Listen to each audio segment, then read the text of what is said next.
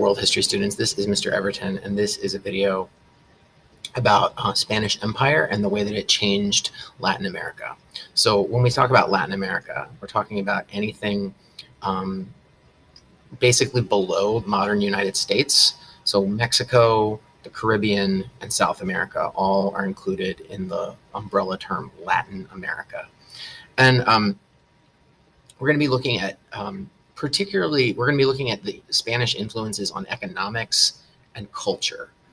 And as part of culture, we're also going to talk about a social hierarchy. So it's kind of economics, culture, and social systems, all in the early modern period, which remember is 1450 to 1750, but this kind of ends around 1700. So, all right, let's get started. I want to start off by talking to you about economics. And to understand colonial empires in the early modern period, you need to know this word mercantilism. Mercantilism is an economic belief, an economic philosophy or system. And the main thing to know about it is that these Europeans who believed in mercantilism, they thought of wealth as being limited, right? Like a pie. I'm stealing all of this from Heimler, but it was good, so I'm stealing it. If all the wealth in the world is a pie, right? There's a limited amount of pie. At some point, all the pie is going to get eaten. It's going to be gone. So the whole goal for people who follow mercantilism is to make sure that they get as much pie as possible. Because if somebody else gets the pie, then they won't have it. So just replace pie with money. That's mercantilism. So they believe that wealth is measured in gold and silver. So like the more of those precious metals you have access to, the better off you're going to be. And they believe in having a favorable balance of trade because, you know, if you're buying things from someone else, if you're buying things from another country, then you're going to be sending silver out of your country to pay for those things, right? Like if you're buying Chinese silk, your silver is going to go to China and they're going to get it, and then you'll have less pie. So you want to be selling things, not buying things, in a favorable balance of trade. And then finally, mercantilists believe in creating colonies in order to serve the mother country. And so, you know, Spain conquers the Americas, and then they start establishing colonies there, and they use those colonies in order to enrich Spain. You know, they don't care about helping the colony, right? They're not trying to develop the colony and make the colony successful. They're trying to extract value from the colony and bring it back to Spain and use that to make Spain wealthier. So that's mercantilism. And so an example of mercantilism, and here we're going to start talking about labor systems, which is, you know, labor work. Who does the work? Before Spain, the Incas had an empire in what is modern day Peru on the west coast of South America. And they had this system called the Mita system.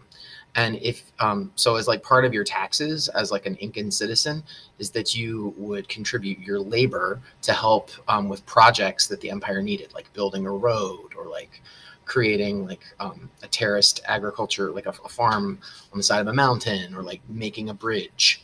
And those are all things that you would do. You would contribute your labor to society to make things better. Maybe build a temple, right? So the Spanish come in, and Pizarro kills the Incan emperor, and the Spanish take over everything.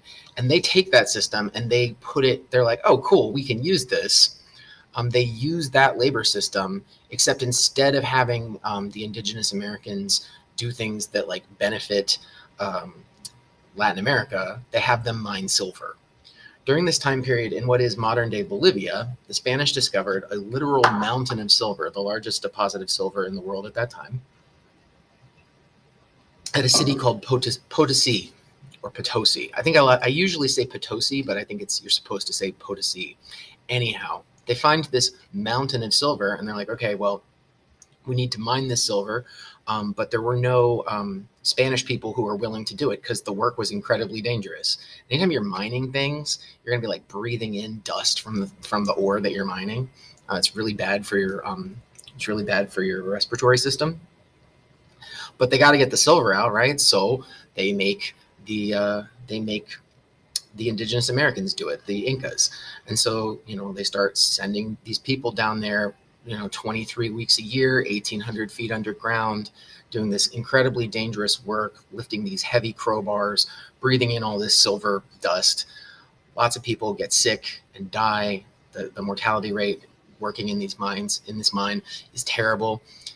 Then they also discover some mercury in another mountain nearby, and mercury is really helpful for processing the silver and turning the silver into something that you can turn into coins. And so they start sending indigenous peoples down to get the mercury, and mercury is a neurotoxin that will also kill you. So all these indigenous peoples are being forced to do this work. It gets so bad that like mothers of Incan children like start maiming their kids, like cutting off their hands or their feet or something, so that their children won't have to go work in the mines.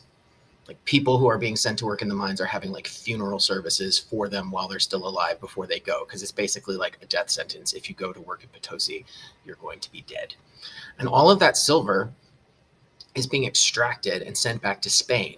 And then through this sort of like global network, the silver is circulating around the world and ending up in China. And you have a textbook reading on this as part of this assignment that's on the website where you access to this video that's going to get more to that. It's going to ask you, how did the global silver trade affect different places? And so I think Latin America will be pretty obvious. Then it'll ask you about Spain and Japan and also China. So make sure that you answer those questions. Another example of labor systems that were set up in the Americas, one was the Encomienda System. The Encomienda System is very similar to feudalism in that the Spanish crown divided up its territory among what they called viceroys. And then the viceroys would give plots of land to, Spanish nobles who would be responsible for making that land, financially successful.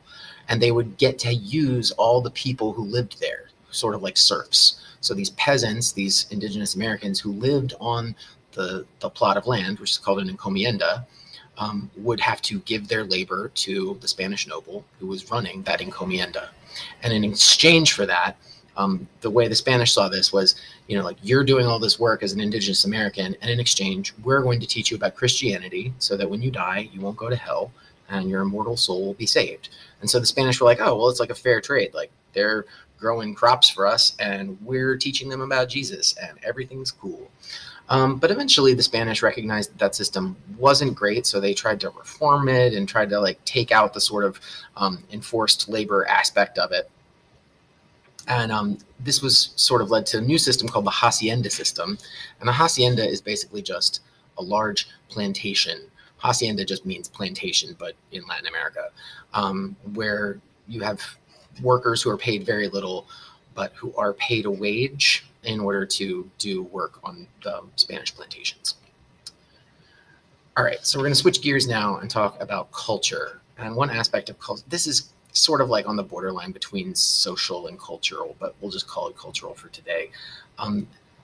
The Spanish created in Latin America created a hierarchy, a social hierarchy based on race. So this is syncretism. Syncretism is combining two or more cultures. So here we're combining Spanish culture with indigenous American culture, and then also with the culture of enslaved people from Africa. And it's creating this new social hierarchy where you have, like, the whiter you are, the higher you are on the hierarchy. So if you are a Spanish person who's born in Spain, then you're called a peninsulare, and that comes from the word peninsula, like the Iberian Peninsula where Spain is located. So if you're born in Spain and you're white, then you're at the top. And then if you're born in Spain, if you're not born in Spain, if you're white, but you're born in America, then you're a Creole. And that's like second best. And then they get into all these different mixings of different people who are not white, who are some sort of like, biracial, person. So like either they have a one white parent and one indigenous parent, and that's a mestizo. Or they have one white parent and one African parent, and that's a mulatto, which is an offensive term, but that is the name that was used as part of the system. And then below all this, the biracial folks in the middle, we have Native Americans and then enslaved people. So the assignment that I have for this part of it is there's a website about the casta system where the Spanish they were so obsessed with like categorizing race. They had all of these paintings that they made called casta paintings, which show you all the different possible combinations of parents and the kinds of kids they would have and what the kid would be called based on their racial identity. which is pretty gross. And then finally, another example of cultural syncretism is how did Christianity change when it came to the Americas? The Spanish were Catholics, and when they came to Latin America, they brought their Catholicism and started converting indigenous Americans to Catholicism. And aspects of traditional Inca and Aztec religious beliefs are going to merge with Catholicism and create a new syncretic faith. So you have a primary source document about this, the Latin American Virgin of Guadalupe, or Lady of Guadalupe, who's kind of this interesting figure who's like basically the Virgin Mary, but like altered slightly to make her reflecting the influences of Mexica and Incan religious beliefs. So read that primary source and take and answer the questions on your paper. And then you're going to have a reflection question to answer on Canvas. Will it be a thesis statement? Only time